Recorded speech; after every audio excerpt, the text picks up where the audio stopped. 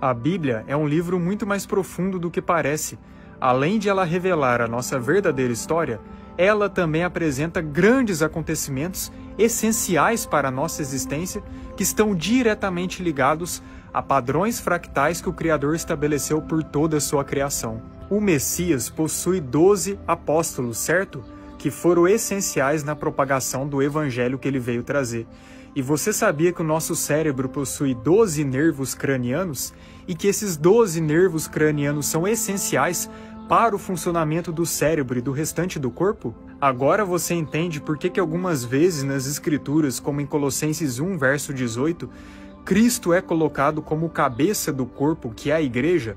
Ou seja, Cristo é o cabeça do corpo que, por meio dos 12 apóstolos, consegue manter o restante do corpo em funcionamento. E aplicando para o nosso corpo, o cérebro, por meio dos 12 nervos cranianos, mantém o restante do corpo em funcionamento, cada um com a sua função, cada membro sendo designado para aquilo que ele foi fazer, tanto no micro quanto no macro. E é por isso que na Nova Jerusalém, o Messias é o rei, ou seja, o cabeça, o cérebro, enquanto que os muros da cidade da Nova Jerusalém, que contém o nome de cada um dos 12 apóstolos, são os 12 nervos cranianos do grande corpo do Messias, no qual nós somos membros dele, tendo ele como cabeça. Agora veja que interessante também. As 12 tribos de Israel estão diretamente ligadas aos 12 signos que estão ligados às 12 constelações. E a Terra é como se fosse um grande relógio, da qual é representada pelas 12 constelações, e os ponteiros desse relógio são o Sol e a Lua, o ponteiro maior e o ponteiro menor.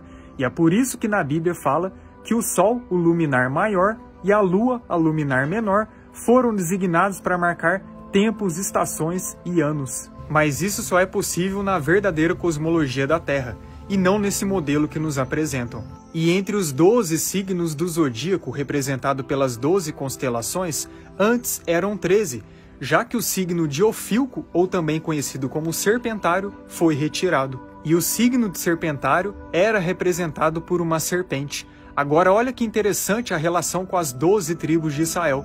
Quando vemos a menção das 12 tribos em Apocalipse, Dan não é mencionada. A tribo de Efraim também não é mencionada, mas Efraim pode muito bem ser representada por José, já que José se dividiu em Efraim e Manassés. E sabe como que Jacó, quando ele vai dar a bênção a todos os seus filhos, ele se refere a Dan?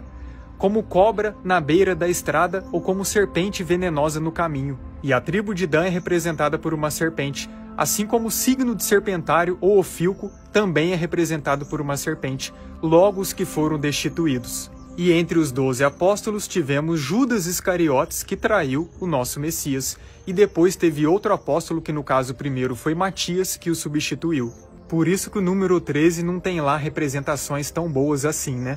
Enquanto que o 12 é totalmente o oposto, já que 12.000 vezes 12 é 144 mil, logo os 144 mil selados que são mencionados em Apocalipse. Quando Moisés abriu o Mar Vermelho e resgatou os israelitas da escravidão do Egito, isso pode muito bem ser representado quando passamos do lado esquerdo do nosso cérebro, que é ligado ao racional, ligado à lógica e aos 5 sentidos materiais, para o lado direito, que é ligado ao emocional, à intuição, ao lado mais metafísico, mais criativo. Ou seja, quando os israelitas estavam no Egito, eles eram mais materialistas, apenas guiados pelos seus 5 sentidos e apenas no estado de escravidão, tanto física quanto principalmente mental. Mas a partir do momento que eles, por meio do Mar Vermelho, foram libertos da escravidão do Egito, isso representa quando eles ativaram a sua intuição, a sua consciência, o seu lado metafísico e decidiram o seguir. E Moisés tipifica muito bem o nosso Messias que realiza essa obra em nós. E também dá para fazer uma relação muito linda que, assim como Moisés abriu o Mar Vermelho e resgatou os israelitas da escravidão do Egito, o nosso Messias, na sua volta gloriosa, abrirá as águas primordiais, abrirá o firmamento e levará consigo todos aqueles que confiarem nele, libertando-os da escravidão deste mundo, da escravidão do pecado, na qual hoje todos nós estamos inseridos. A Arca da Aliança era protegida por 2 anjos, cada um de um lado, assim como a glândula pineal e a glândula pituitária são protegidas pelos 2 lados do nosso cérebro, já que a glândula pineal está diretamente ligada à intuição, ao recebimento da mensagem metafísica do nosso Criador, assim como o Criador se manifestava por meio da Arca da Aliança, que era protegida por esses 2 anjos. A escada de Jacó é uma representação do nosso DNA e a vinda de seres celestiais para essa dimensão aqui. Ou seja, todos nós que um dia estávamos na glória do Pai. E é no nosso DNA que temos o tetagrama sagrado, o nome do nosso Criador. E se a gente for parar para analisar o nosso corpo, do qual é o verdadeiro templo do Criador, como é mencionado nas Escrituras, como por exemplo em 1 Coríntios 3, a partir do verso 16, podemos fazer uma relação também com o mundo espiritual.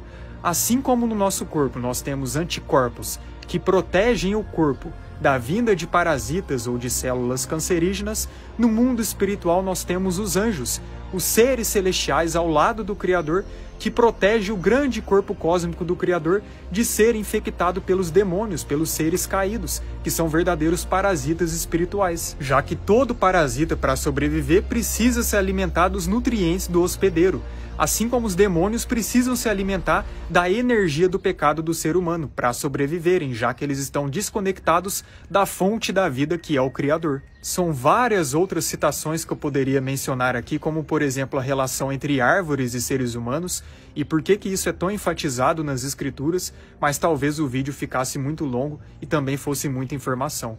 Mas eu espero ter agregado na sua vida, e veja só como que o nosso Criador é soberano, é pleno, é perfeito, e como que ele estabelece padrões por toda a sua criação, que apenas apontam para a sua obra, apenas apontam para a sua existência, para o seu poderio e para a nossa verdadeira história, que é relatada nas Escrituras, e para o nosso verdadeiro propósito, e para quem realmente nós somos, a imagem e semelhança do Criador.